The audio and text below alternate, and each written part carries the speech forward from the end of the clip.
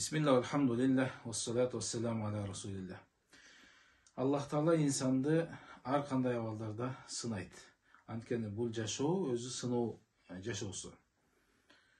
Эгер Аллах Таала бир пендеге толтура жакшылыктарды берип аткан болсо, бул Аллах Таала ал пендени жакшы көргөндүгүнөн гана берип жатат деген маселе эмес. Жетескеринчеси, кайсыл бир пенденин жашоосу жакшы болбой жаткан болсо, бул ал пендесин Аллах Таала жаман көрүп жатат, же жакшы көрбөй атат деген маселе эмес.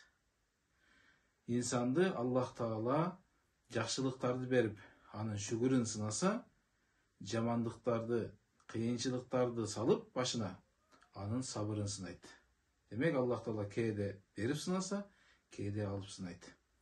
Ал эми ошол сыноосунан өтпөгөн пенделер кандай? Аны Аллах Субхана Таала Кур'анда айтты.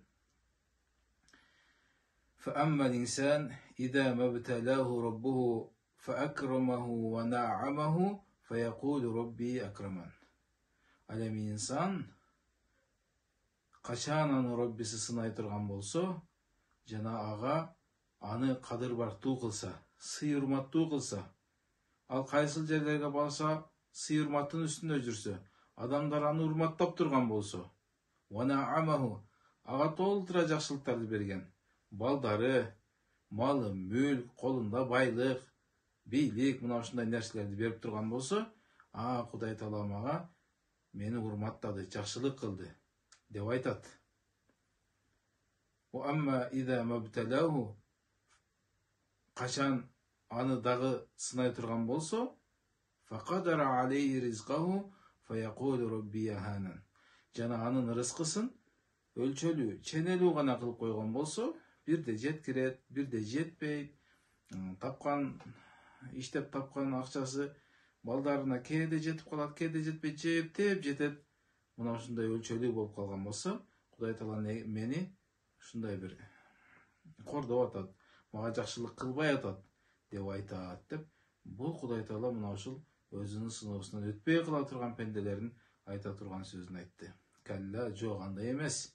Аллах Тааланын жакшы көрүүсү жана жаман көрүүсү дүйнө жакшылыктары, дүйнө сыноолору менен эмес.